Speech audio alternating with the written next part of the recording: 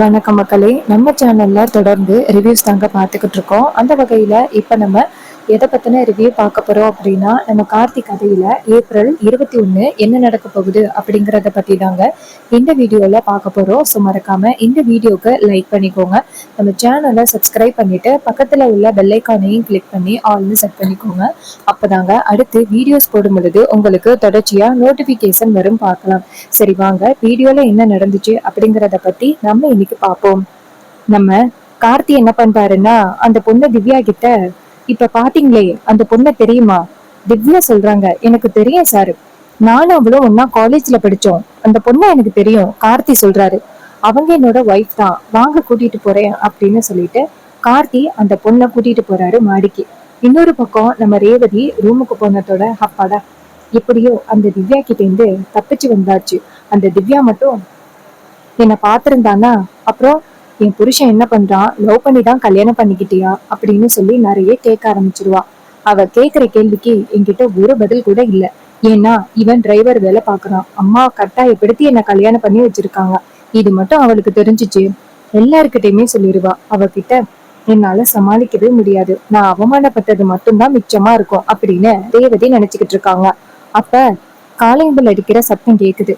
ரேவதி நினைக்கிறாங்க அந்த டிரைவர் தான் வந்திருப்பான் போல, அவன் தானே அங்க நின்னுகிட்டு இருந்தான் அப்படின்ட்டு போயிட்டு கதவை திறக்குறாங்க. பார்த்தா திவ்யா நிக்கிறாங்க. திவ்யாவை பார்த்ததோட ரேவதிக்கு ரொம்ப அதிர்ச்சி. அப்ப திவ்யா நேரா ரேவதியை பார்த்து, ரேவதி என்னடி நான் கூப்பிட்டுக்கிட்டே இருக்கேன், நீ பாட்டுக்கு ஓடி வந்துட்ட, முன்னாடி காலேஜ் முடிஞ்சதோட இங்க எல்லாரையுமே மறந்துட்டியா? அப்ப திவ்யாவோட ஹஸ்பண்ட் கேக்குறாரு, இவதான் ரேவதியா?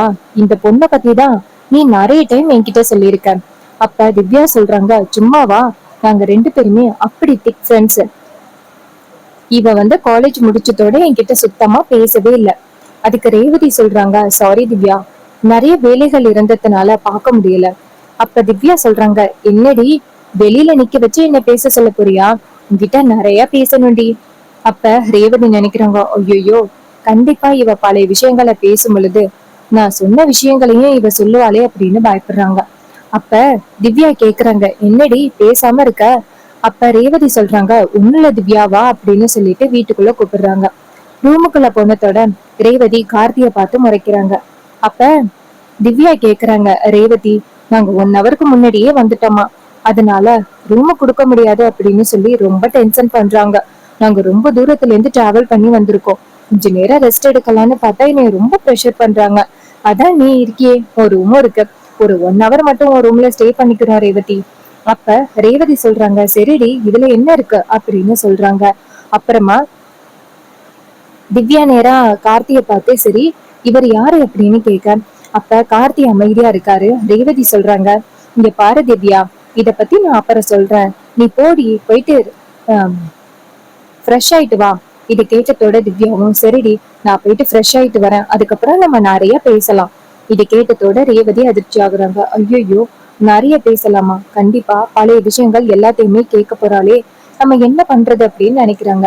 அதுக்கப்புறம் அந்த திவ்யா போனதோட நம்ம ரேவதி நேரா கார்த்தியை கூப்பிடுறாங்க, ஏய் டிரைவர் வெளியில வா. அப்ப கார்த்தி கேக்குறாரு, ஏன் மேடம் என்னாச்சு? ரேவதி சொல்றாங்க, நீ என்ன நினைச்சுக்கிட்டு நீ பாட்டுக்கு அவளை கூட்டிட்டு வந்திருக்க? கார்த்தி கேக்குறாரு, மேடம் நீங்க அவங்களோட பெஸ்ட் ஃப்ரெண்டுன்னு கேள்விப்பட்டேன், சரி இங்க வந்தது, என் கூட வந்தது உங்களுக்கு கொஞ்சம் கூட பிடிக்கவே இல்லை, அட்லீஸ்ட் உங்க ஃப்ரெண்டு கூட ஹாப்பியா இருப்பீங்களே அப்படின்னு நினைச்சுதான் நான் கூட்டிட்டு வந்தேன், இதுவும் தப்பா? அப்ப ரேவதி சொல்றாங்க, இங்க பாரு, அதுவும் தப்புதான், என்கிட்ட ஒரு வார்த்தை கேட்டிருக்கலாம்ல, நான் தான் அவளை பார்த்துட்டு தப்பிச்சு ஓடுறேன்னு நீ பாத்தியில்ல, அப்படி தெரிஞ்சும் நீ எதுக்கு வந்துட்டு நீ கூப்பிட்ட? இதை கேட்டதோட கார்த்தி சொல்றாரு, இங்க பாருங்க சாரி எனக்கு தெரியாது. அப்ப ரேவதி சொல்றாங்க, இங்க பாரு, என்ன ரொம்ப டென்ஷன் பண்ற, ஒரு 4 நாள் நிம்மதியா இருக்கலாம் அப்படின்னு நினைச்சு வந்தேன், ஆனா உன்னால எனக்கு டென்ஷன் மட்டும்தான் மிச்சம் அப்படின்னு சொல்லிட்டு ரேவதி திட்டிக்கிட்டு இருக்காங்க. ரேவதி நேரா கார்த்திகிட்ட, இங்க பாரு, அவ உன் ஹஸ்பண்ட் யாரு அப்படின்னு கேப்பா, அந்த நேரத்துல நீ இருந்து என்ன டென்ஷன் பண்ணாம போ. இதை கேட்டதோட கார்த்தியும் சரி அப்படின்னு சொல்லிட்டு போறாரு. அப்ப ரேவதி சொல்றாங்க, சாதாரண ஒரு டிரைவர் என் ஹஸ்பண்ட் அப்படின்னு சொன்னா எனக்கு எவ்வளவு பெரிய அவமானம்னு எனக்கு தான் தெரியும் அப்படின்னு சொல்லிட்டு ரேவதி பேசுறாங்க. இதை கேட்டுட்டு கார்த்தி மனசு உடைஞ்சு போய் அந்த இடத்துல இருந்து போறாரு. அப்பதான் திவ்யா இங்க இருந்து வராங்க. வந்துட்டு நேரா ரேவதியை பார்த்து, ரேவதி என்னடி பண்ற? ரேவதி சொல்றாங்க, ஒண்ணுல்ல திவ்யா, சும்மாதான் அப்ப திவ்யா சொல்றாங்க, சரி வா ரேவதி, வெளியில எங்கேயாவது போயிட்டு வருவோம். இந்த பிளேஸே பாத்தியா எவ்வளவு சூப்பரா இருக்குன்னு. இந்த மாதிரி அட்மாஸ்பியரே எங்கேயுமே பார்த்ததே இல்ல. வந்ததோட எங்களுக்கு ரூம் செட் ஆகல அப்படின்னு தான் எனக்கு கோவம். ஆனா உன்னை பார்த்ததோட எனக்கு அப்படியே கோவம் எல்லாம் குறைஞ்சிட்டு. வாடி வெளியில போய் சுத்தி பார்த்துட்டு வருவோம். சரி, உன்னோட ஹஸ்பண்ட் எங்க? உனக்கு கல்யாணம் ஆகிருச்சுன்னு நினைக்கிறேன். அப்ப ரேவதி சொல்றாங்க, ஆமா திவ்யா, கல்யாணம் ஆகிருச்சு. அப்ப திவ்யா சொல்றாங்க, சரி வா உன்னோட ஹஸ்பண்ட எனக்கு இன்ட்ரோ பண்ணு அப்படின்னு சொல்லி கூட்டிட்டு போறாங்க. அப்ப நம்ம கார்த்தி அங்க நின்னுகிட்டு இருக்காரு. அப்ப அந்த பொண்ணு திவ்யா கேக்குறாங்க, எங்களை இந்த ரூமுக்கு கூட்டிட்டு வந்தாரே அவர் தானே உன்னோட ஹஸ்பண்ட்? அப்ப ரேவதி சொல்றாங்க, ஆமா அப்படின்னு.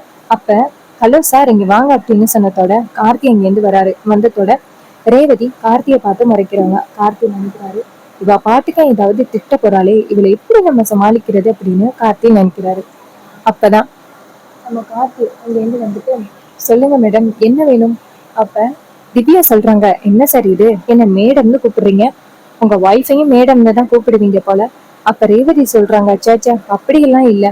அப்ப நம்ம திவ்யா கேக்குறாங்க, இங்க பாரு, நீ காலேஜ் படிக்கும் பொழுது லவ் பண்ணி தான் கல்யாணம் பண்ணுவேன், இல்லைன்னா கல்யாணமே பண்ண மாட்டேன் அப்படின்னு சொல்லி எவ்வளவு பிடிவாதம் பண்ணிக்கிட்டு இருந்த. என்னடி இப்ப லவ் பண்ணி தான் கல்யாணம் பண்ணிருக்கியா என்ன? இது கேட்டதோட ரேவதி அதிர்ச்சி ஆகுறாங்க. ஐயோ, அங்க சுத்தி இங்க சுத்தி நம்ம நினைச்ச மாதிரியே கேக்குறாளே, இவகிட்ட வேற நம்ம காலேஜ் படிக்கும் பொழுது நிறைய சொல்லியிருக்கேன், கண்டிப்பா இவ எதையாவது சொல்லி நம்ம ரொம்ப டென்ஷன் படுத்துவாளே அப்படின்னு நம்ம ரேவதி டென்ஷன் ஆகுறாங்க. அப்ப திவ்யா கேக்குறாங்க, என்னடி நானும் கேட்டுக்கிட்டே இருக்கேன், எதுவுமே பதில் சொல்லாம அமைதியா இருக்க. இங்க பாரு, லவ் பண்ணி தானே கல்யாணம் பண்ணிக்கிட்ட, என்ன சார் இவளை லவ் பண்ணி தானே கல்யாணம் பண்ணிக்கிட்டீங்க? கார்த்தி அமைதியாவே இருக்காரு. அப்ப திவ்யாவோட ஹஸ்பண்ட் கேக்குறாரு, ரெண்டு பேரும் அமைதியா இருக்கிறத பார்த்தா எனக்கு என்னமோ சந்தேகமா இருக்கு. ரேவதி இவரை புடிச்சுதானே கல்யாணம் பண்ணிக்கிட்ட? அப்ப ரேவதி நினைக்கிறாங்க, இதுக்கு மேல இவகிட்ட போய் சொல்லி நம்ம ஒண்ணும் பண்ண முடியாது, சொல்லிட வேண்டியதுதான் அப்படின்ட்டு ரேவதி நேரா திவ்யா கிட்ட, ஆமா திவ்யா, நான் இவரை லவ் பண்ணி தான் கல்யாணம் பண்ணிக்கிட்டேன். இதை கேட்டதோட திவ்யா சொல்றாங்க, சூப்பர் டி, நீயாவது லவ் பண்ணி கல்யாணம் பண்ணிக்கிட்டு, எனக்கு வந்து வீட்டுல பார்த்துதான் கல்யாணம் பண்ணி வச்சாங்க, என்ன பண்றது? ஆனா உன் சபதத்துல நீ ஜெயிச்சுட்ட பத்தியா?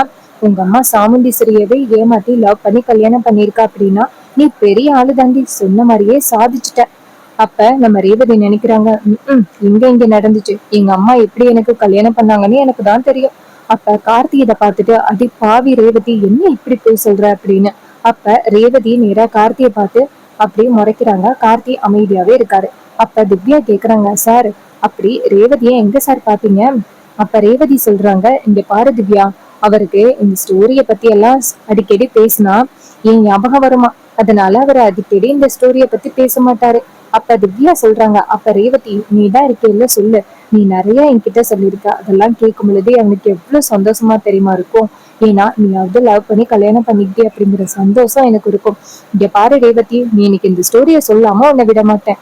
அப்ப கார்த்தி டக்குன்னு, இங்க பாருங்க, இப்படியே பேசிக்கிட்டு இருந்து என்ன பண்றது, நீங்க மார்னிங்ல இருந்து சாப்பிடாம இருப்பீங்க, வாங்க போகலாம் அப்படின்னு சொன்னதோட திவ்யா சொல்றாங்க, ரேவதி சூப்பர், என் ஹஸ்பண்ட் என்ன மட்டும் கேட்டாரா சாப்பிட்டியா என்ன அப்படின்னு, அவர் பாட்டுக்கு போனை பாத்துக்கிட்டு இருக்காரு. ஆனா உன்னோட ஹஸ்பண்ட் ரொம்ப கேரிங்கா உனக்கு பசிச்சிட்டுன்னு தெரிஞ்சு எங்களையும் சேர்த்து கூப்பிடுறாரு, ஹவ் ரொமான்டிக் அப்படின்னு சொல்றாங்க. அதுக்கப்புறம் ரேவதி சிரிக்கிறாங்க. அதுக்கப்புறம் திவ்யா நேர ரேவதி, கார்த்தி, அந்த திவ்யாவோட ஹஸ்பண்ட் எல்லாருமே சேர்ந்து ரெசார்ட்டுக்கு சாப்பிட போறாங்க. அவங்க போனதோட கார்த்தி போய் உட்கார்றாரு. அப்ப கார்த்தி பக்கத்துல ரேவதி போய் உட்கார்றாங்க. அப்ப திவ்யா சொல்றாங்க, ரேவதி சும்மா சொல்லக்கூடாது, இவரு ரொம்பவே ஸ்மார்ட்டா இருக்காரு அப்படின்னு. இது கேட்டதோட ரேவதியும் சரிடி அப்படின்னு சொல்றாங்க. அதுக்கப்புறம் நம்ம திவ்யா வந்துட்டு நிறைய ஃபுட் எல்லாம் ஆர்டர் பண்றாங்க. ஆர்டர் பண்ணி சாப்பிடுறாங்க. சாப்பிட்டு முடிச்சதோட அப்பதான் திவ்யா கேக்குறாங்க, சரி ரேவதி, நான் கேட்கணும்னே இருந்தேன், ஹஸ்பண்ட் என்ன வேலை பாக்குறாரு? இது கேட்டதோட ரேவதிக்கு தூக்கி வாரி போடுது. அப்ப கார்த்தி சொல்றாரு, நான் வந்து அப்படின்னு சொல்ல வராரு. அப்ப டக்குன்னு ரேவதி கார்த்தியோட கையை பிடிச்சு, நீங்க அமைதியா இருங்க, நான் சொல்றேன் அப்படின்னு சொல்லிட்டு திவ்யாவை பார்த்து, இது மாதிரி அவரு பெரிய கம்பெனி ஒண்ணு வச்சு நடத்திக்கிட்டு இருக்காரு. இது கேட்டதோட ரேவதி சொன்னதை கேட்டுட்டு திவ்யாவும், ஓ அப்படியா, சரிடி அப்படின்னு சொல்றாங்க. அதுக்கப்புறம் நம்ம கார்த்தியை நேரா ரேவதி கிட்ட, எதுக்கு பொய் சொல்றீங்க அப்படின்னு சொல்ல, ரேவதி சொல்றாங்க, நீ சாதாரண ஒரு டிரைவர் அப்படின்னு சொன்னா அவ என்ன ரொம்ப கிண்டல் பண்ணுவா, அதோட என் ஃப்ரெண்ட்ஸ்க்கெல்லாம் போன் பண்ணி சொல்லி நான் இந்த மாதிரி ஒரு ஆளை தான் கல்யாணம் பண்ணிருக்கேன் அப்படின்னு சொல்லி என்ன அசிங்கப்படுத்துவா, அதெல்லாம் எனக்கு தேவையா, அதனாலதான் நான் சொன்னேன். இது கேட்டதோட கார்த்தி சொல்றாரு, நீங்க ஏங்க அப்படி நினைக்கிறீங்க, உங்க ஃப்ரெண்டை பத்தி நீங்களே தப்பா நினைக்கலாமா, அவங்க அந்த மாதிரி எல்லாம் தப்பா நினைக்கிற ஆள் மாதிரி தெரியல, அதுக்கு ரேவதி சொல்றாங்க, இங்க பாரு டிரைவர், நான் அவகிட்ட என்னெல்லாம் சொல்லியிருக்கேன் அப்படிங்கிறது எனக்கு தான் தெரியும். நீ தேவையில்லாம என்னோட லைஃப்ல தலையிடாத. எனக்கு என்ன பேசணும் அப்படிங்கிறது எனக்கு தெரியும். நீ தேவையில்லாம என் லைஃப்ல தலையிட்டு என்ன டென்ஷன் படுத்தாத அப்படின்னு சொல்லிட்டு ரேவதி கோவப்படுறாங்க. இது கேட்டுட்டு கார்த்தி நினைக்கிறாரு, கண்டிப்பா உண்மை வெளியில தெரிய வரும், அப்ப நீ தான் அசிங்கப்பட போற அப்படின்னு கார்த்தி நினைக்கிறாரு. இன்னொரு பக்கம் அந்த திவ்யா நேரா வெளியில போயிட்டு அவங்க ஹஸ்பண்ட் கிட்ட, பாத்தீங்களா அவ எப்படி பொய் சொல்றத அப்படின்னு. அதுக்கு அவர் கேக்குறாரு, ஏன் திவ்யா என்னாச்சு, உன் ஃப்ரெண்டு ரேவதி அப்படின்னு பொய் சொன்னாங்க. அப்ப திவ்யா சொல்றாங்க, என்னங்க அவ கல்யாணம் பண்ணிருக்கிறது சாதாரண டிரைவர். அவங்க வீட்டுல ஒரு டிரைவர் இருந்தாராம். இவ கல்யாணம் பண்ணிக்க வேண்டிய மாப்பிள்ள ஓடி போயிட்டானாம். அதுக்கு பதிலாதான் அவங்க அம்மா இந்த வீட்டோட டிரைவரை புடிச்சு கல்யாணம் பண்ணி வச்சிருக்காங்க. இதுக்கு போய் இந்த ரேவதி எப்படியெல்லாம் பேசுறா பாத்தீங்களா. காலேஜ்ல இருக்கும் பொழுது எப்படியெல்லாம் பேசினா தெரியுமா, நான் வந்து லவ் பண்ணதான் கல்யாணம் பண்ணிப்பேன், பணக்காரனை தான் கல்யாணம் பண்ணிப்பேன் அப்படின்னு சொல்லி அவ்வளோ பேசினா. கடைசியில பாத்தீங்களா அவளுக்கு பிடிக்காத ஒருத்தனை கல்யாணம் பண்ணிட்டு இப்படி எல்லாம் பேசுறா அப்படின்னு சொன்னதோட அவரு சொல்றாரு, சரி விடு திவ்யா, அவதான் இப்ப ஹாப்பியா இருக்காளே. திவ்யா சொல்றாங்க, இல்லங்க அவ எவ்வளவு தைரியம் இருந்தா என்கிட்ட போய் சொல்லுவா, அவளுக்கு நான் யாருன்னு காமிக்கிறேன். இது கேட்டதோட அவரு சொல்றாரு, திவ்யா இத பெரிய விஷயமாக்காத அப்படின்னு சொல்லி பேசுறாங்க. அப்ப திவ்யா இங்க இருந்து வராங்க. வந்துட்டு, ரேவதி என்னடி பண்ற. அப்ப ரேவதி சொல்றாங்க, ஒண்ணுல திவ்யா, இன்னும் ஒரு 3 daysல நாங்க ஊருக்கு கிளம்பிடுவோம். அதுக்கு திவ்யா சொல்றாங்க, சரி உங்க அம்மா தான் நீ இங்க வரதுக்கு பணம் கொடுத்தாங்களா, இல்ல உன் ஹஸ்பண்ட் கம்பெனில இருந்து பணம் எடுத்துட்டு வந்தாரா. இது கேட்டதோட ரேவதி ஷாக் ஆகி பாக்குறாங்க. அப்ப திவ்யா சொல்றாங்க, இல்ல ரேவதி, உன் ஹஸ்பண்ட் தான் பெரிய கம்பெனி நடத்திக்கிட்டு இருக்காரே, அதை தான் கேட்டேன். அப்ப ரேவதி சொல்றாங்க, ஆமா திவ்யா, அவர் ரொம்ப பெரிய கம்பெனி தான் நடத்துறாரு, ஆனா அம்மா தான் ஆசைப்பட்டு எங்களை இங்க அனுப்புனாங்க. அப்ப திவ்யா சொல்றாங்க, என்ன பெரிய கம்பெனி, டிரைவிங் கம்பெனியா. இது கேட்டதோட ரேவதி அதிர்ச்சி ஆகுறாங்க. அப்ப ரேவதி கேக்குறாங்க, என்ன திவ்யா சொல்ற. திவ்யா சொல்றாங்க, இங்க பாரு, உன் ஹஸ்பண்ட் உன் வீட்டுல டிரைவரா வேலை பார்த்தாரு அப்படிங்கிறது எனக்கு தெரியும். உங்க அம்மா தான் கட்டாயப்படுத்தி இந்த டிரைவரை பிடிச்சு உனக்கு கல்யாணம் பண்ணி வச்சுட்டாங்கன்னு தெரியும். அந்த உண்மையை எங்ககிட்ட சொன்னா என்ன ரேவதி, அப்படி இப்படின்னு சொல்லி இப்படி போய் சொல்ற. ஏன் நீ வந்துட்டு லவ் பண்ணி மேரேஜ் பண்ண, ஆனா லவ் பண்ணி மேரேஜ் பண்ணல அப்படின்ட்டு நான் கிண்டல் பண்ணுவேன் அப்படிங்கறதுக்காக என்கிட்ட போய் சொல்றியா. இங்க பாரு ரேவதி, நான் உன்னோட பெஸ்ட் ஃப்ரெண்டு, நான் எதுக்கும் உன்கிட்ட போய் சொல்ல போறேன், உன்னை கிண்டல் பண்ண போறேன் அப்படின்னு. அப்ப ரேவதி சொல்றாங்க, சாரி திவ்யா. திவ்யா சொல்றாங்க, இங்க பாருடி, என்ன இருந்தாலும் உனக்கும் இவருக்கும் கல்யாணம் ஆகிட்டு இதுக்கப்புறம் நீங்க 2 பேரும் லவ் பண்ணிக்கலாமே, இதுல என்ன இருக்கு. இது கேட்டதோட ரேவதி சொல்றாங்க, இல்ல திவ்யா, எனக்கு இவனை கொஞ்சம் கூட பிடிக்காது. அதுக்கு திவ்யா சொல்றாங்க, இங்க பாரு, கண்டிப்பா ஒரு நாள் இல்லைன்னா ஒரு நாள் இவரை தான் காதலிக்கிறேன் அப்படின்னு நீ என்கிட்ட சொல்லுவ பாரு. அப்ப ரேவதி சொல்றாங்க, அதுக்கெல்லாம் சான்ஸே இல்லை அப்படின்னு சொல்லிட்டு அந்த இடத்துல இருந்து போறாங்க. சோ இதை கேட்டுட்டு திவ்யா நினைக்கிறாங்க, அந்த பையனையும் பார்த்தா ரொம்ப நல்ல பையன் மாதிரிதான் இருக்கான், இவதான் தேவையில்லாம பிரச்சனை பண்ணிக்கிட்டு இருக்கா அப்படின்ட்டு நம்ம திவ்யா நினைக்கிறாங்க. அப்ப திவ்யா நேரா கார்த்தி கிட்ட போயிட்டு, ஹலோ சார். கார்த்தி சொல்றாரு, சொல்லுங்க மேடம். திவ்யா சொல்றாங்க, இங்க பாருங்க, உங்களை பார்த்தா சாதாரண ஆள் மாதிரி தெரியல, கண்டிப்பா ஏதோ ஒரு பெரிய இடத்து பையன் மாதிரிதான் தெரியுது, ஆனா ரேவதிக்கு எதுக்காக உங்களை பிடிக்கல அப்படின்னு தெரியல. கார்த்தி சொல்றாரு, மேடம் இது மாதிரி மேரேஜே ரொம்ப ட்விஸ்ட்ல தான் நடந்துருச்சு, அவங்க அம்மா சொன்னதுனாலதான் நானே ரேவதியோட கழுத்துல தாலி கட்டுற சூழ்நிலை ஆகிருச்சு, ஆனா அவங்க நான் தான் கட்டாயப்படுத்தி அவங்க கழுத்துல தாலி கட்டிட்டேன் அப்படின்னு நினைச்சிட்டு இருக்காங்க. அவங்க மனசுல உள்ள அந்த எண்ணத்தை போக்க வைக்கணும், அது என்ன பண்றேன்னு தெரியல. அதுக்கு திவ்யா சொல்றாங்க, இங்க பாருங்க, 4 நாள் இங்க இருக்கிறீங்கல்ல, உங்க 2 பேரையும் ஒண்ணு சேர்த்து வைக்க வேண்டியது என்னோட கடமை அப்படின்னு சொல்ல. கார்த்தி சொல்றாரு, எனக்கு அதுல எல்லாம் இன்ட்ரெஸ்ட் இல்ல மேடம் அப்படின்னு சொல்லிட்டு கார்த்தி போறாரு. அப்ப திவ்யா நினைக்கிறாங்க, என்ன இது, ஆளாளுக்கு ஒவ்வொரு பாதையில போறாங்க அப்படின்ட்டு நேரா திவ்யா அவங்களோட ஹஸ்பண்ட பார்த்து, என்னங்க நம்ம இங்க 4 நாள் வந்திருக்கோம்ல, நம்மளோட வேலை அவங்க 2 பேருமே எப்படியாவது ஒண்ணு சேர்த்து வைக்கிறது தான். அதுக்கு திவ்யாவோட ஹஸ்பண்ட் கேக்குறாரு, ஏன் திவ்யா இதெல்லாம் நமக்கு தேவையா, நம்ம இங்க வந்துட்டு நம்மளோட மொமெண்ட்ஸை என்ஜாய் பண்ண வந்திருக்கோம், அவங்க 2 பேரையும் ஒண்ணு சேர்த்து வைக்கவா வந்திருக்கோம்.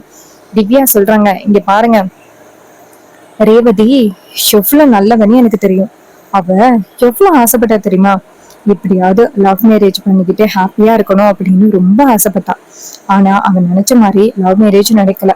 இதனால அவ மனசு எவ்வளவு காயப்பட்டிருக்கும் அப்படிங்கறது எனக்கு தாங்க தெரியும். இங்க பாருங்க, நம்ம 2 பேரும் அவங்க 2 பேரையும் எப்படியாவது சேர்த்து வச்சுட்டுதான் நம்ம ஹனிமூனை கொண்டாடணும். இதனால ஒரு மாசம் ஆனாலும் பரவாயில்ல. இதை கேட்டதோட அவரு சொல்றாரு, என்னம்மா இப்படி சொல்ற? திவ்யா சொல்றாங்க, என்னங்க, ரேவதி ரொம்ப நல்லவங்க, அவ ஹாப்பியா இருக்கணும் அப்படின்னு நான் ஆசைப்படுறேன். எனக்காக நீங்க இதை கூட செய்ய மாட்டீங்களா? உடனே அவரு சொல்றாரு, சரி உனக்காக நான் பண்றேன் அப்படின்னு சொல்லிட்டு, சரி என்ன பிளான்? அப்ப திவ்யா சொல்றாங்க, அவங்க 2 பேரும் அடிக்கடி பேசிக்கிற மாதிரி நம்ம ஏதாவது பண்ணணும் அப்படின்னு சொல்லி பேசிக்கிறாங்க. இதுக்கப்புறம் நம்ம திவ்யாவுக்கும் திவ்யாவோட ஹஸ்பண்டுக்கும் ஒரு ரூம் கிடைக்குது. அவங்க 2 பேரும் ரூமுக்கு போக நைட் ஆனதோட கார்த்தி ரூமை விட்டு வெளியில வரத நம்ம திவ்யா பாக்குறாங்க. பாத்துட்டு, என்னது இவரு அவரோட ரூம்ல தங்காம வேற எங்கேயோ போயிட்டு இருக்காரு அப்படின்ட்டு திவ்யா போயிட்டு நேரா கார்த்தியை பார்த்து, சார் எங்க சார் போறீங்க? கார்த்தி சொல்றாரு, இல்ல நான் வெளியில போயிட்டு தூங்க போறேன். அப்ப திவ்யா சொல்றாங்க, இங்க பாருங்க சார், நீங்க பாட்டுக்கு போனீங்கன்னா ரேவதி மட்டும் அவ ரூம்ல இருக்கால, அவளுக்கு சேஃப்டியா இருக்காதே. கார்த்தி சொல்றாரு, இல்ல ரூம்ல இருந்தா அவங்க ஒரு மாதிரி அனீசியா ஃபீல் பண்றாங்க, சோ அதான் போனேன். உடனே திவ்யா நினைக்கிறாங்க, சரி போங்க அப்படின்னு சொன்னதோட நம்ம கார்த்தி அந்த இடத்துல இருந்து போறாரு. அப்ப திவ்யா இதை பார்த்துட்டு, ஓ அப்படியா ரேவதி, நீ தான் அவரை விரட்டி விடுறியா, இருக்குடி உனக்கு அப்படின்ட்டு திவ்யாவும் திவ்யாவோட ஹஸ்பண்டும் சேர்ந்து ஒரு பிளான் பண்றாங்க. திவ்யா சொல்றாங்க, என்னங்க நம்ம இப்ப பண்றதுல அந்த ரேவதி கார்த்திகிட்ட போயிட்டு இந்த ரூமை விட்டு நீ எங்கேயும் போக கூடாது அப்படின்னு சொல்லணும். இது கேட்டதோட அவரும் சரி அப்படின்னு சொல்ல, அதுக்கப்புறம் திவ்யாவும் திவ்யாவோட ஹஸ்பண்டும் ரேவதியோட ரூம் பக்கத்துல போயிட்டு ஒரு மாதிரி பேய் மாதிரி சத்தம் போடுறாங்க. திவ்யா திவ்யா, ரேவதி ரேவதின்னு கத்துறாங்க.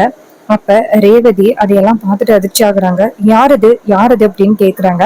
அப்ப ஜன்னல் வழியா யாரோ ஓடுற மாதிரி இருக்கு. இதை பார்த்ததோட ரேவதி அதிர்ச்சி ஆகுறாங்க. அப்ப ரேவதி நினைக்கிறாங்க, இதெல்லாம் நான் படத்துலதான் பார்த்திருக்கேன், என்ன இப்படி எல்லாம் நடக்குது?